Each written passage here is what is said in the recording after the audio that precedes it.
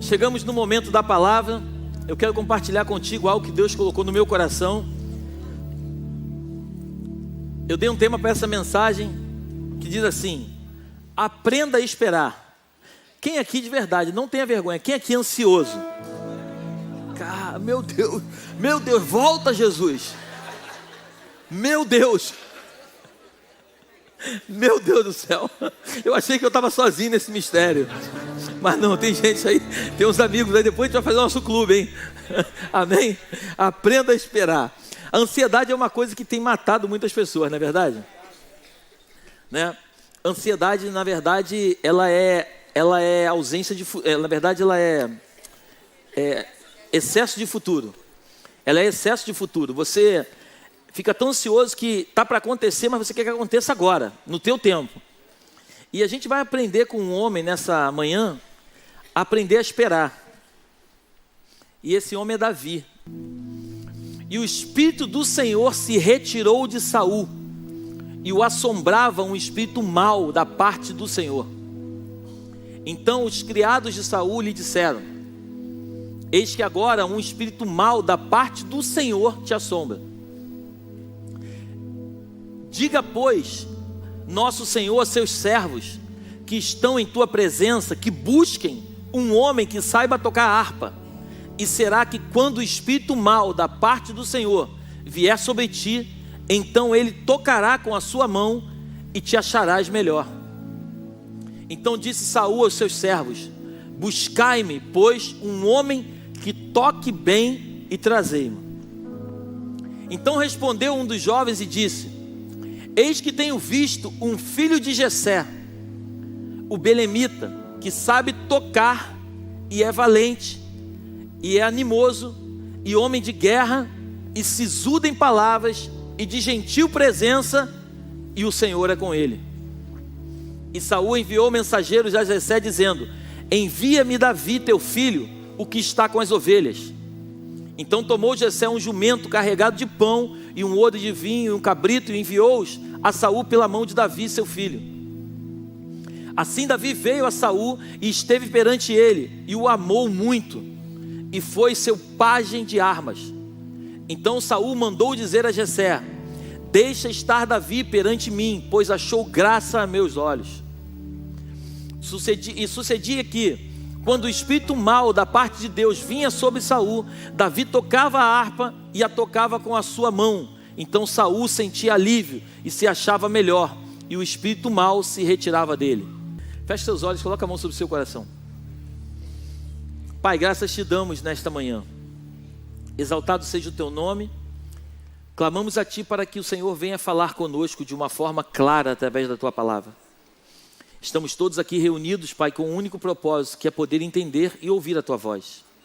Me esconde, Pai, nesta manhã atrás da tua cruz, e que o Senhor use os meus lábios para transmitir ao teu povo aquilo que eles vieram buscar. Cremos firmemente que o Senhor tem uma promessa sobre a vida de cada um de nós, e essa promessa há de se cumprir.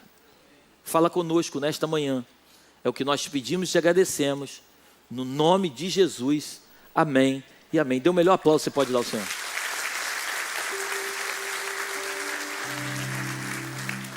O texto é muito claro. Um espírito mau da parte de Deus começa a assombrar Saul. Saul começa a ficar desesperado.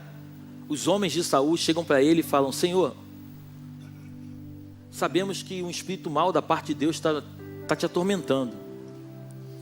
Manda que nós possamos encontrar um homem que toque bem um instrumento, para que esse espírito saia de ti. A Bíblia diz que aqueles homens, eles recebem a aprovação de Saul, e eles vão atrás de um homem. E aí um dos servos diz assim: cara, eu conheço um, ele é filho de Jessé, o belemita, o nome dele é Davi. Só que detalhe, ele não toca só bem harpa, ele é sisudo em palavras, ele tem boa aparência, ele é um cara gentil. Eles começam a falar um monte de atributos para Davi, e no final eles falam uma coisa que é muito séria. Ele fala assim: e o Senhor é com ele. Aí Saul fala assim: então chama esse menino. Eles vão até a casa de Jessé, contam a história para Jessé. Jessé envia Davi, mas Jessé não envia só Davi. Jessé envia Davi, envia cabrito, envia um odre de vinho, Jessé envia mais coisas do que na verdade foi pedido a ele. Davi chega na casa de Saul. Você leu comigo, a Bíblia diz que Saul se apaixona por Davi, Davi se apaixona por Saul. Eles estão ali num relacionamento íntimo de amigos. E quando o espírito mau agora vem sobre a vida de Saul, Davi começa a dedilhar a harpa. E o espírito mau, ele se retira e Saul sente alívio. Só que eu quero nessa manhã falar contigo algo que eu não sei se você já parou para ler com calma. No mesmo capítulo 16, um pouquinho antes, o profeta Samuel vai até a casa de Jessé, porque Deus havia dito para Samuel, Samuel era um profeta naquela época. Eu queria que nós lembrássemos aqui que a Bíblia ela é muito linda e ela é simples, ela não é complicada. A gente que muitas vezes complica tudo. O povo de Israel, quando eles entram na terra prometida lá atrás, quando eles saem do Egito, eles entram na terra prometida, eles eram guiados pelos juízes, amém?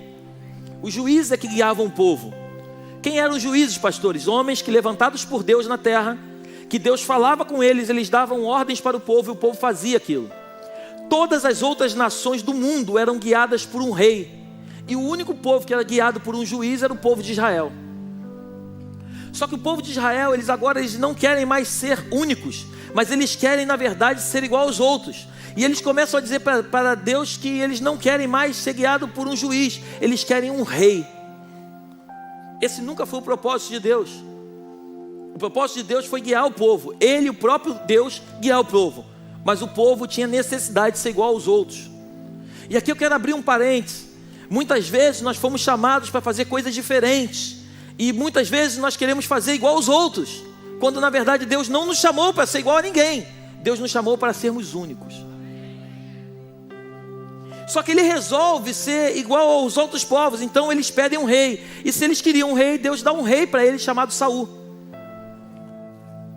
Saul, ele começa muito bem o seu ministério, mas no final, você conhece a história, Saul, ele começa a errar, e chega um momento em que ele erra de uma forma muito trágica, ele sacrifica sem esperar o profeta Samuel chegar, e aí a Bíblia diz que o Senhor já não era mais com ele, é o que está escrito na Bíblia. Então ele já não tinha mais a aprovação de Deus. E por não ter aprovação de Deus, se você parar para analisar o Espírito de Deus, você leu comigo lá no começo, o Espírito de Deus já não estava mais com Saul. Porque hoje o Espírito Santo habita dentro de nós, amém? Mas lá atrás, no Antigo Testamento, o Espírito de Deus, ele pairava sobre uma pessoa, ele agia sobre uma pessoa, mas ele não habitava dentro da pessoa. Então o Espírito de Deus já não estava mais com Saul. E agora o Espírito de Deus estava com um jovenzinho de 17 anos chamado Davi. Repete comigo, Davi. Então, quando o Espírito de Deus já não estava mais com Saul, eu estou voltando antes do capítulo 16, versículo 14, amém? Estamos juntos até aqui? Então no próprio capítulo 16, depois você lê na tua casa, Deus fala assim: Samuel, eu já não sou mais com Saul, e agora eu vou levantar um outro rei em Israel.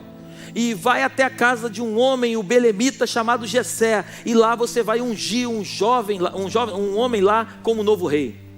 Samuel, ele recebe aquela palavra, ele fica com medo, porque ele achou que de repente Saul podia saber, podia o matar, mas Deus falou assim: não, fica tranquilo que vai dar tudo certo. Ele obedece a Deus, ele entra na casa de Jessé, ele fala assim: Jessé, eu vim aqui porque Deus mandou, eu vim na tua casa, e um dentre os teus filhos será levantado como rei. Jessé, ele coloca todos os filhos enfileirados, do mais velho para o mais novo. A Bíblia diz que o primeiro é Eliabe. Quando Eliabe aparece em cena, o profeta Samuel diz: é esse. Porque muitas vezes nós julgamos como as pessoas aí fora julgam. A gente olha a aparência, porque Eliabe, a Bíblia diz que ele era bonito, ele era alto, ele era forte. Ele tinha aparência de rei, mas não tinha coração de rei. Nem tudo que parece é. Deus não olha para os teus atributos, nem tampouco para o teu estado físico, mas Deus olha para o fundo do teu coração, para saber se de fato Ele faz morada nele. E aí Samuel fala assim: é esse. Aí Deus fala assim: não Samuel, não é esse, eu não vejo a aparência, eu vejo o coração. Passa o segundo, chamado Aminadab, passa o terceiro, chamado Samá, e assim vai sucessivamente os 7. E aí, não é esse. todos os 7 passos e não é nenhum deles. Aí o profeta fica sem entender nada, porque Deus havia dito que ia levantar. E ele falou assim, não tem mais ninguém não. Aí ele falou assim, tem umzinho que está cuidando das ovelhas lá fora. Então manda chamar. Eu sempre falo aqui dessa forma. Eu fico imaginando um menininho entrando de calça curta, com uma tiradeira no pescoço, ruivo, cheirando a ovelha. Ele entra na porta, está todo mundo em pé. E aí o Espírito de Deus diz para Samuel, Samuel, é esse o meu ungido. Unge ele como rei. Davi é ungido, a Bíblia diz que na frente de todos os irmãos, Davi é ungido rei. O óleo cai sobre a sua cabeça. Lê depois na tua casa no capítulo 16, a Bíblia diz que naquele instante o Espírito de Deus se apodera de Davi. Então Davi agora, pega isso no teu coração, aprenda a esperar. Davi é ungido rei naquele momento, a unção de Deus vem sobre ele. A Bíblia não diz que ele seria ungido rei, ele é ungido rei naquele momento. Mas ele volta a fazer o que ele fazia, que era cuidar de ovelha. Até que o Espírito de Deus, da parte de Deus, começa a atormentar Saul e precisa de alguém que toque bem a harpa. E aí, um dos caras lá, lembra de Davi, chama o menino lá. Só que detalhe, ele já tinha sido ungido rei e ele voltou a fazer trabalho de servo. Pastor, aonde você está querendo chegar? Eu estou querendo chegar que muitas vezes Deus nos libera uma promessa, mas nem sempre, ou melhor, nunca, a promessa é no nosso tempo, mas é no tempo dele.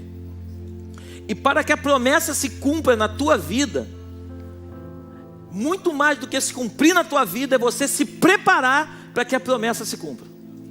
Então o que Deus faz?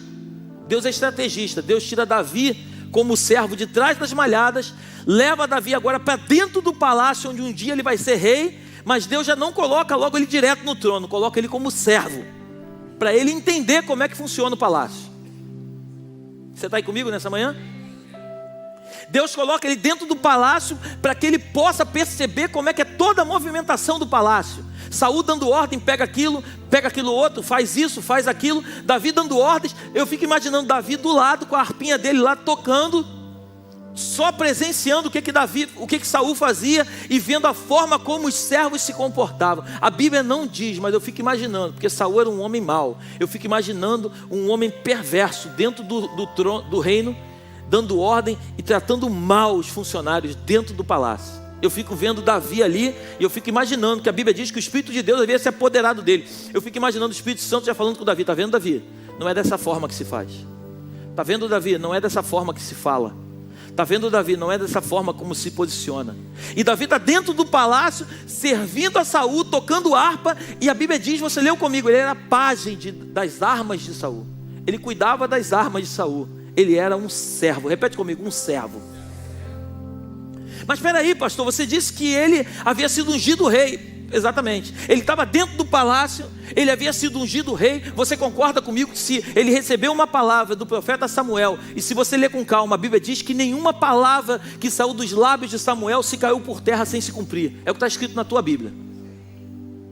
Se o profeta que tinha confiança do povo, tinha confiança de Deus, nunca liberou uma palavra sem se cumprir, disse para Davi que Davi seria rei, Davi poderia muito bem entrar no palácio, esperar uma oportunidade, Saul quando estivesse dormindo, pegar uma lança, enfiar no peito, matar o camarada e assumir o trono. Sim ou não? Sim ou não? Claro que poderia.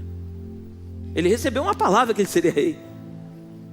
Davi poderia chamar os camaradas lá e falar assim, gente, eu tive uma ideia aqui. Vamos envenenar Saul para que esse camarada morra. Porque Deus me deu uma promessa que o trono agora vai ser meu e eu vou tratar vocês de forma diferente. Você vê Davi fazendo isso, sim ou não? Não. Porque quando a gente tem uma palavra, quando a gente tem uma promessa, a gente não precisa bypassar as coisas para assumir o trono. A gente só precisa aprender a esperar o tempo certo para que a promessa se cumpra na nossa vida. Eclesiastes capítulo 3 fala sobre o tempo. Tem tempo de plantar, tem tempo de colher. A Bíblia chega ao ponto de dizer que tem tempo até de derribar o que foi plantado. Tem momentos na nossa vida que a gente vai ter que fazer coisas que a gente não queria fazer, mas é necessário ser feito para que a promessa de Deus se cumpra na nossa vida. Davi ele assumiu o trono com 30 anos de idade. Ele foi ungido com 17. Ele esperou 13 anos. Repete comigo, 13 anos. Ele esperou 13 anos para que a palavra se cumprisse. E detalhe, quando Saul é morto numa guerra, você não vê Davi feliz comemorando. A Bíblia diz que Davi chorou dias por causa da morte de Saul e do seu filho Jonatas. Davi era um homem que tinha um coração voltado para Deus. Davi sabia que o trono era importante, não porque ele queria, mas porque Deus havia determinado que ele seria o novo rei. Mas Davi nunca permitiu que o trono fosse maior do que o Deus a qual ele servia. Muitas coisas acontecem na tua vida porque muitas vezes você coloca coisas na frente de Deus. E eu vim aqui nessa manhã para liberar uma palavra para o teu coração e te dizer que por mais que você tenha um sonho, esse teu sonho ele nunca pode ser maior do que o teu Deus. Esse teu sonho nunca pode ser a tua esperança de felicidade. Eu ontem fui convidado para pregar lá na Ilha do Governador para uns homens. E me chamaram para falar sobre prosperidade. Eles estavam todos eles reunidos, eles estavam esperando eu chegar lá e dizer para eles, entregar para eles a fórmula de como ficar rico. Eu não sei se eles ficaram frustrados, mas na verdade não ficaram não, porque eles choraram muito. Mas eu cheguei lá e falei para eles o seguinte: deixa eu dizer uma coisa para vocês, a prosperidade só existe de uma forma.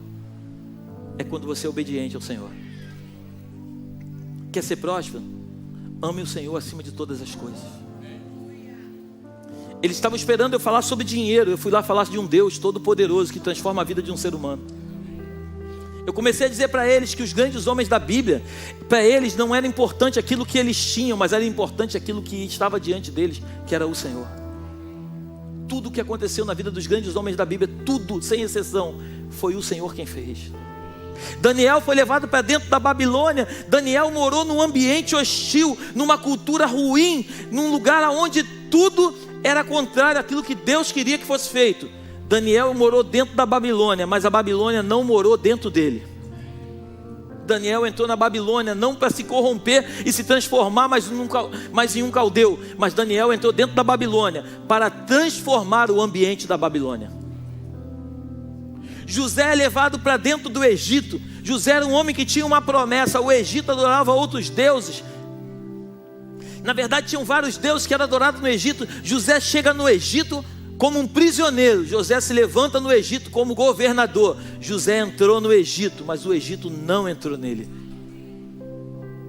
A mulher de Potifar vem seduzir José. José tinha também recebido uma palavra de Deus, dizendo que ele seria um homem importante, mas José não permitiu se deitar com a mulher de Faraó, de Potifar, e matar Potifar para assumir o lugar de Potifar. Mas José entendeu que era necessário ele esperar, porque aprenda a esperar, porque o tempo da promessa ia se cumprir na sua vida. José, ele resolve não se deitar com aquela mulher inventa uma história. José é preso injustamente. José fica dentro de uma prisão sem nunca ter feito nada.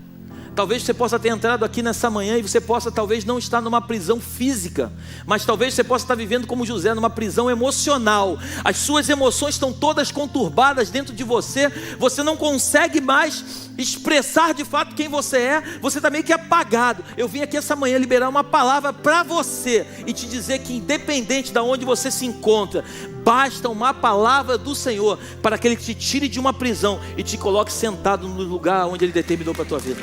Glorifica o Senhor.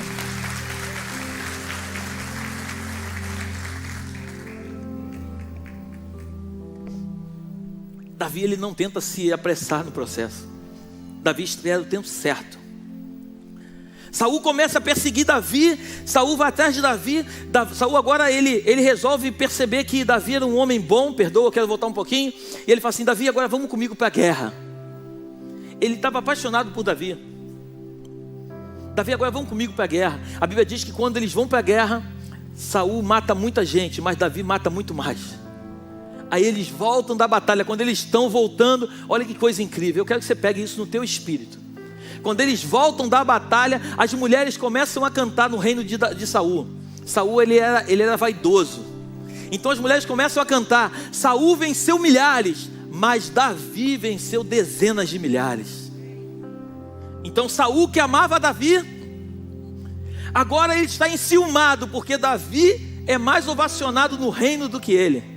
Você deve conhecer pessoas assim, né? Que você tem que ser muito bom desde que você seja menos do que ele. É isso, não é? Você deve conhecer alguém assim. A gente viveu isso.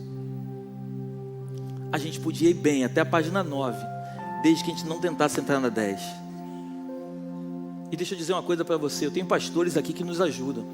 E o que eu estou falando para vocês, eles são testemunhas. O desejo do meu coração é que os nossos filhos na fé sejam muito melhores do que nós. O desejo do meu coração é que os meus filhos, não só os biológicos, mas os filhos na fé, eles alcancem lugares que eu e minha esposa jamais iríamos alcançar. Porque nós não fazemos parte de um reino de homens, nós fazemos parte de um reino de Deus. Nós estamos aqui construindo algo para que fique para as próximas gerações. Não tem nada a ver sobre a nossa vida, tem a ver sobre a vida dos nossos filhos. E quando eu digo dos nossos, estou falando dos teus também. Nós precisamos entender que o que Deus está construindo dentro de nós é um legado. Repete comigo, legado. Herança você deixa para os filhos. A herança você trabalha, conquista e deixa para os filhos. Legado você deixa dentro dos filhos. Ninguém rouba. Quem tem um legado nunca será roubado. Eu falo para os meus filhos, ninguém nunca vai dizer para vocês quem vocês são, porque o papai e a mamãe todos os dias dizem para vocês quem vocês são. O mundo não vai nunca colocar dentro de vocês uma identidade que não seja a identidade de Cristo. Vocês são tementes, vocês são profetas, vocês são nazireus que foram criados nesta geração para impactar a geração de vocês. Eu profetizo todos os dias na vida dos meus filhos que eles serão homens que vão dar destino para pessoas lá fora. Hoje a profissão que mais cresce é coach. Por que mais cresce é coach? Porque as pessoas estão precisando de treinadores para ensinar elas a chegar a um lugar onde na verdade esse livro tem toda a fórmula para que possamos chegar ao destino onde nós tanto desejamos. Você está comigo aí ou não? Davi agora, que era um homem que era amigo de Saul, agora Saul começa a odiar Davi. A Bíblia diz que Davi está tocando a harpa, de repente Saul pega uma lança e lança em cima dele, aí Davi se esquiva, a lança bate na parede, crava na parede. Davi começa a ficar preocupado, que começa a ver que aquele homem realmente está endemoniado. Chega um momento que Davi não consegue mais ficar no palácio, Davi tem que fugir do palácio. E aí começa uma perseguição ferrenha. Davi vai para as montanhas, para as cavernas. Saul pega todo o seu exército e fala assim: vamos matar esse camarada. E deixa eu te dizer mais uma coisa: muitas vezes você é perseguido por pessoas que até muitas vezes você ajudou. Mas entenda que tudo isso é um propósito de Deus na sua vida, para te preparar para o momento certo, aonde você vai assumir o trono. Davi só foi um grande rei porque Davi viveu dentro do palácio e Davi viveu também nas cavernas, fugindo do inimigo. O que Deus estava fazendo com Davi é o seguinte: Davi, para você se tornar quem eu quero que você se torne, você precisa passar por vários processos na vida, porque não adianta você ser rei se você não sabe como funciona o palácio. Não adianta você ser rei se você não sabe como funciona lá fora. Quando você enviar os teus soldados, você vai saber exatamente como enviar, porque lá fora você melhor do que ninguém vai conhecer o que acontece lá.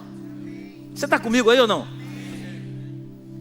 Então Davi, ele passou por todos os processos da vida, para que depois, quando ele assumisse o trono, eu fui para Israel 9 vezes, e lá em Israel o nome de Davi é aclamado em qualquer lugar. Davi foi o maior rei que já existiu até hoje em Israel.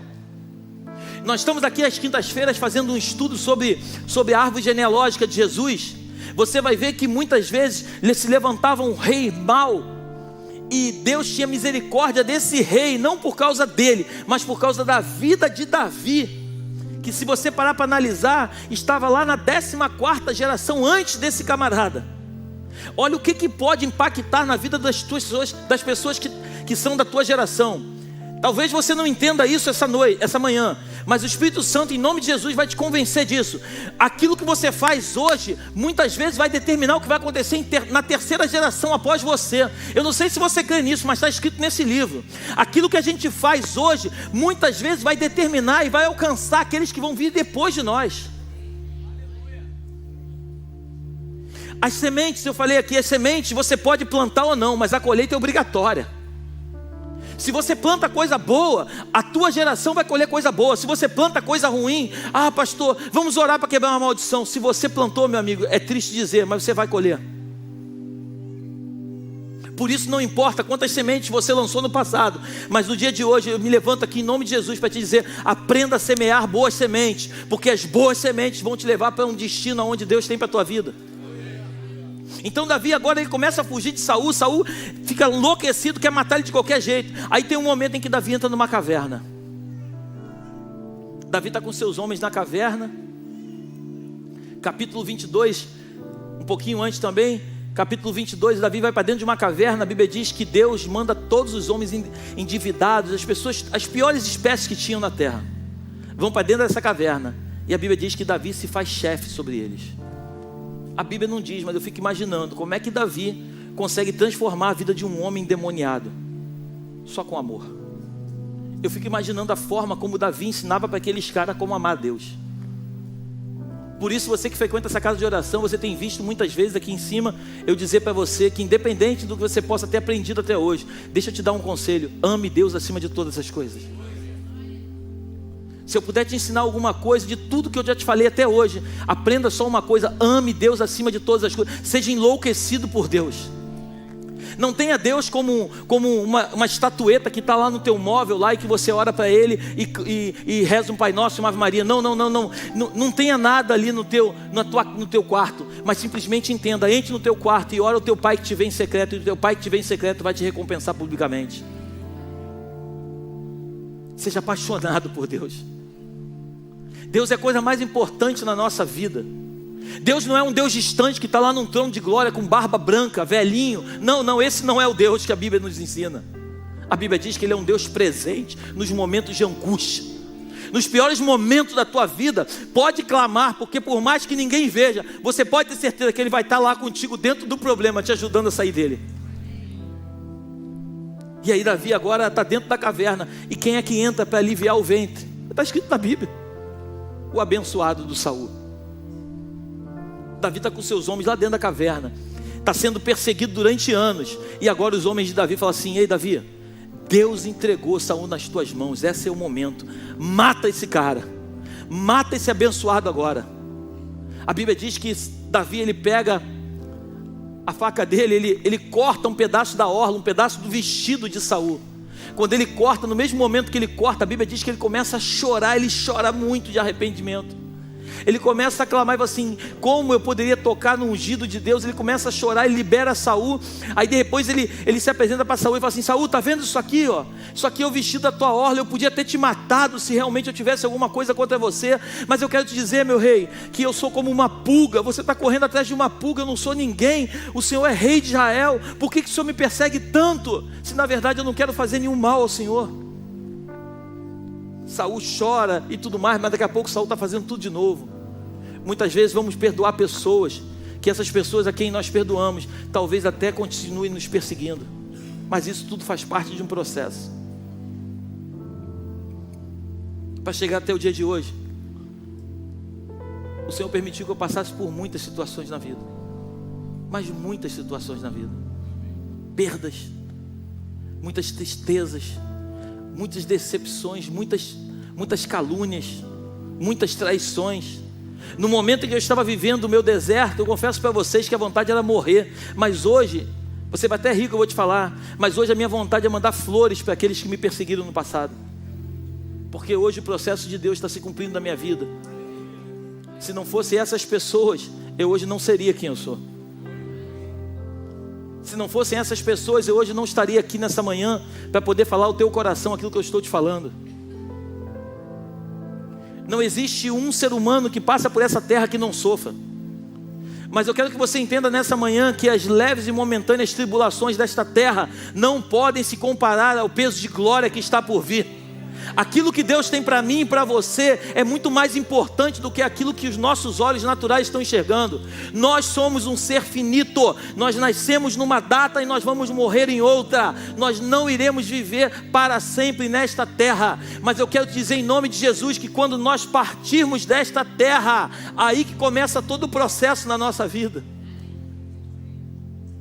Nós somos um ser eterno. não existe reencarnação. Hebreus capítulo 9, versículo 27, ao homem é dado o direito de morrer uma só vez, depois disso vem o juízo. Então nós não reencarnamos em ninguém, mas nós somos o ser eterno. Quando nós partimos desta terra, o nosso espírito vai para algum lugar, ou ele vai para a glória com o Senhor,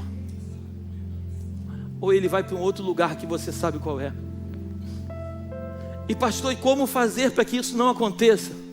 A minha Bíblia, igual a tua, diz que se nós confessarmos Jesus Cristo com os nossos lábios, crendo no nosso coração,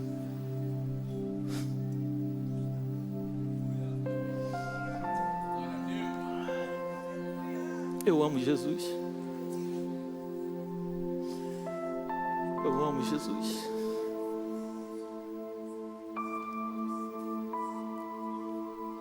Eu amo Jesus porque Jesus, quando olhou para o Jefferson, o Jefferson pode ter feito todo tipo de coisa errada que ele fez, mas quando Jesus olhou para o Jefferson, ele disse: cara, tu é meu, cara. Eu vou te apresentar uma turma que vão acreditar em você. Agora precisa que você acredite também em você, e que você resolva mudar e mudar a posição da tua família. Eu nunca conversei em detalhes com o Jefferson, mas não importa o que o Jefferson fez. O que importa é que há 2000 anos Jesus morreu pelo Jefferson, como ele morreu por mim e por você.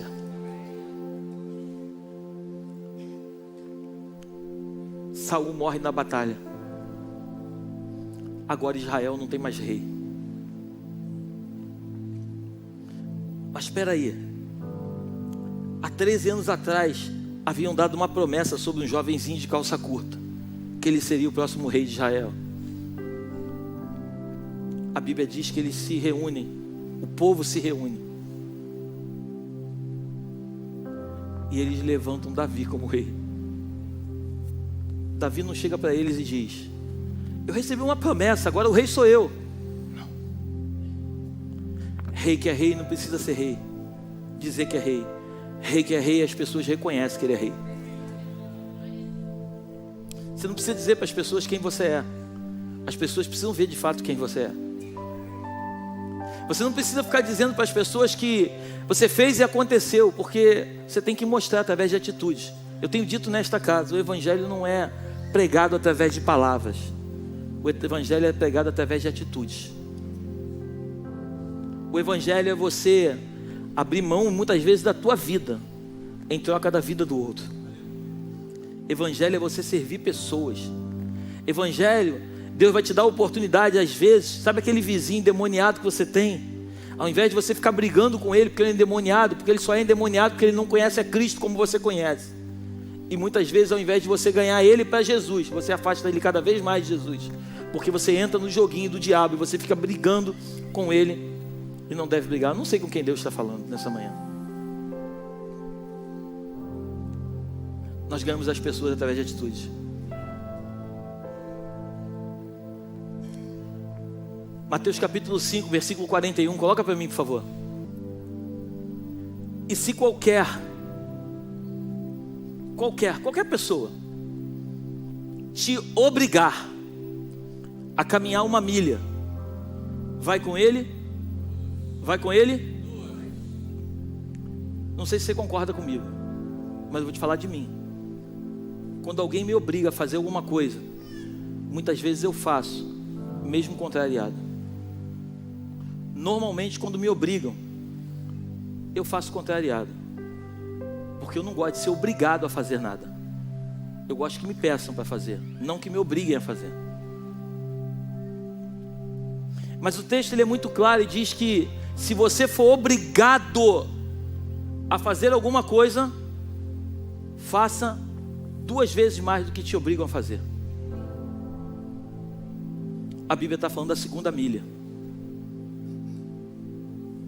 Lucas capítulo 9, se não me falha a memória, diz que o servo que faz só aquilo que o seu senhor pede, ele é um servo inútil, porque ele só faz aquilo que lhe é pedido.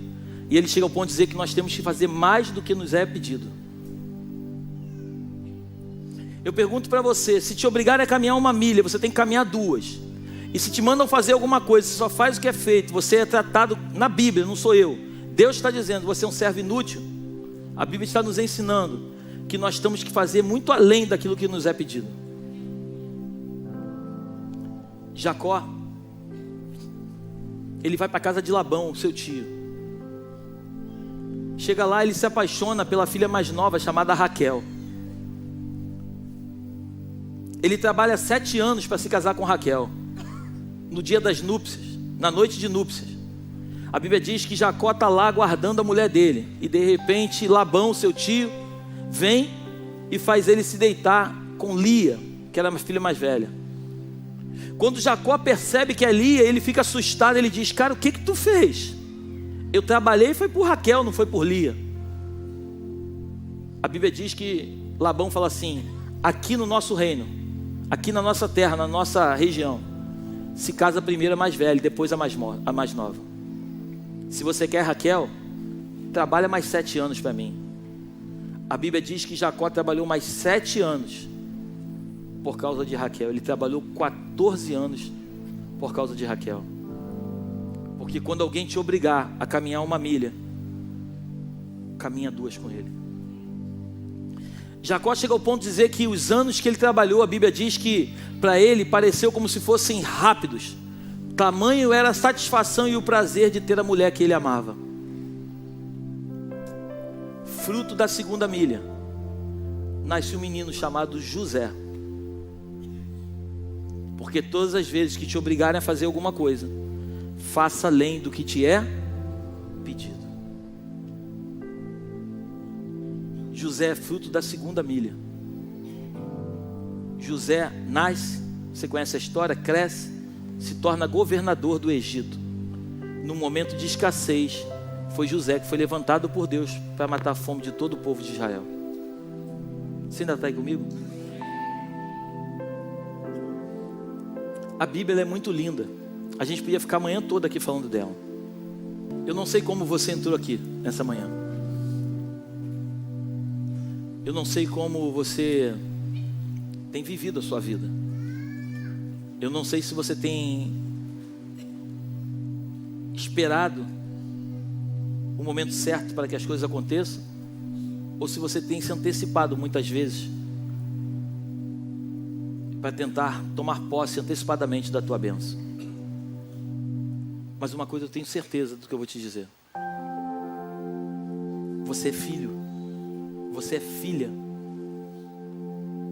A Bíblia chega ao ponto de dizer que pode até uma mãe, ele chega a perguntar, pode uma mãe que está amamentando uma criança se esquecer dela? Vocês são mulheres, existe a possibilidade de você, mãe, se esquecer de um filho que está amamentando, sim ou não? Não. Aí o Senhor diz assim, se existisse essa possibilidade, mesmo que existisse essa possibilidade, eu, o Senhor, jamais me esqueceria de ti. Deus, Ele está vendo tudo que você está vivendo. Aprenda a esperar. Esperar não é você cruzar os braços e ficar parado. Esperar é você andar, continuar no processo, entendendo que pode estar até demorando a chegar aquilo que você tanto deseja. Mas o que Deus está mandando eu te dizer nessa manhã é que Ele está preparando você, está forjando você dentro das tuas emoções, para que você se torne o homem, a mulher que Ele espera que você se torne, para que quando a bênção chegar, você possa dar conta daquilo que Ele vai te entregar. Você concorda que se meu filho mais velho tem 15, você concorda que se eu hoje decidisse dar um carro para ele, seria uma loucura, sim ou não? Eu sou pai, ele merece, mas a minha pergunta é, ele está preparado? Não. Deus não é inconsequente. Ele só vai te entregar aquilo que você está preparado para receber. Então muitas vezes você pede e você não recebeu, não é porque Ele não quer te dar, mas é porque você não está preparado para receber. Aprenda a andar nos processos da vida. Deus muitas vezes quer trabalhar no nosso caráter. Pessoas que são soberbas, e é importante nós entendermos, a soberba não é para quem tem dinheiro, amém? Você deve conhecer, eu conheço pessoas que não têm nada, não têm um tostão no bolso e são soberbas. E eu conheço homens riquíssimos que são humildes. Eu tenho amigos meus, Dedé é um cara que tem bilhão na conta, mas é humilde. E eu conheço pessoas que não têm aonde cair morto e são soberbas. Porque a soberba não está naquilo que você tem, está naquilo que você é. E Deus muitas vezes quer tratar com a nossa soberba. E nós às vezes não entendemos por que as coisas não acontecem. É do meu jeito, é do meu jeito. Não, não é do teu jeito, é do jeito de Deus. Enquanto você acreditar que é do teu jeito, você vai bater a cabeça a vida inteira. Até a hora que você entender que não é do teu jeito, é do jeito dele. E você se colocar à disposição. Deus, não é do meu jeito, é do teu jeito. E me trata para que eu me torne do teu jeito. Eu posso garantir para você que rapidamente a bênção vai chegar. Eu queria que você fechasse seus olhos, eu quero orar. Mas antes de orar, eu quero, em nome de Jesus, eu quero pedir para que aqueles que entraram aqui nessa manhã e que receberam essa palavra no coração e que entenderam que Deus falou ao teu coração, entenda bem, não tem nada a ver com o pastor, porque a Bíblia é muito clara, eu sou o mensageiro, mas a mensagem não é minha, a mensagem é dele. Então, se você entendeu essa mensagem dessa manhã, e se você entrou aqui, entenda bem, e você nunca entregou a sua vida para Jesus Cristo, se você nunca confessou com os teus lábios, e você quer convidar Jesus Cristo para fazer parte da tua vida, e entenda uma coisa, eu não estou te convidando para fazer parte de uma igreja, eu não estou te convidando para fazer parte de uma religião, eu estou te pedindo em nome de Jesus, que você convide Jesus para fazer morada no seu coração. Se você entendeu, eu queria que a igreja com os olhos fechados ainda. Se você entendeu isso, eu quero em nome de Jesus, se você quer entregar a sua vida para Jesus, aonde quer que você se encontre, eu queria que você levantasse a tua mão, que eu quero orar por você. Não tenha vergonha, levanta a tua mão bem alto. Glória a Deus, glórias a Jesus. Você quer entregar a sua vida para Jesus nessa manhã? Eu quero fazer uma coisa melhor. Você que levantou a mão, vem aqui na frente, por favor. Eu quero orar por você. Vem cá, primo. Glória a Deus.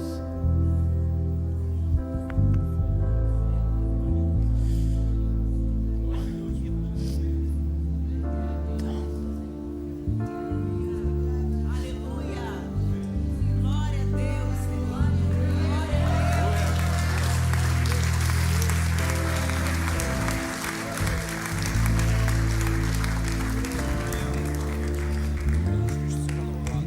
Ele é meu primo. Há muitos anos que a gente não se via. E Deus me deu uma promessa que toda a minha família servia a Ele. Louva a Deus pela sua vida, primo.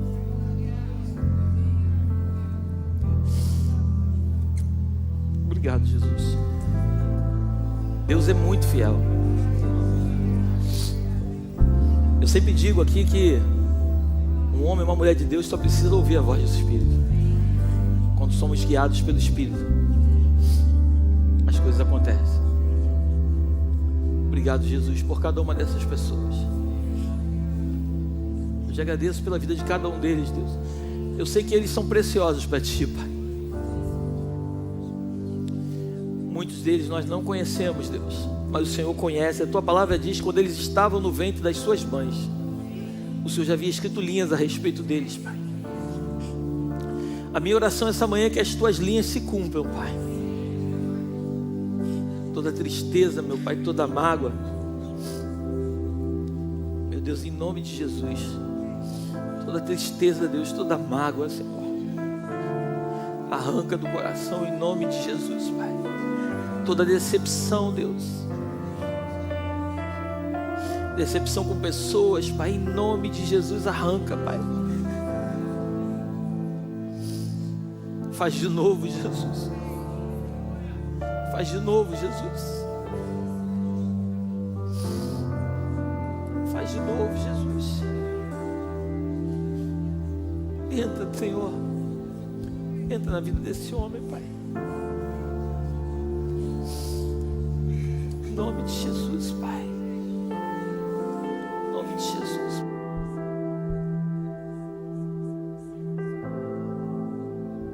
Repete comigo uma oração assim, por favor. Fala assim: Senhor Jesus, eu te recebo como único e suficiente Salvador da minha vida.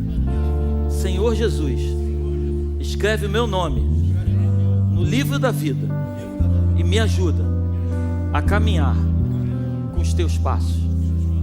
Toda tristeza, toda decepção que eu tive até hoje, lança no mar do esquecimento e traz de volta todas as linhas que tu escreveu a meu respeito. Eu te entrego a minha vida. Tu és o único e soberano Deus a qual eu confio. Em nome de Jesus. Amém e amém. Estenda sua mão para cá. Pai, nós abençoamos cada um dos teus filhos. Profetizamos que vai ser um tempo novo na vida deles. Nos ajuda como igreja a ajudá-los, Senhor. Nos ajuda como igreja, Pai, a cuidarmos de cada detalhe que o Senhor quer fazer no processo, Pai, de aprendizado. Que eles não se desviem nem para a direita nem para a esquerda, mas que eles entendam que o Senhor não é um Deus que cabe dentro de uma religião, mas o Senhor é um Deus todo-poderoso, que quer se manifestar a cada instante. É o que eu te peço e te agradeço. No nome de Jesus, eu os abençoo em nome do Pai, do Filho e do Espírito Santo. Vira para trás, olha a família que vocês ganharam aí nova aí.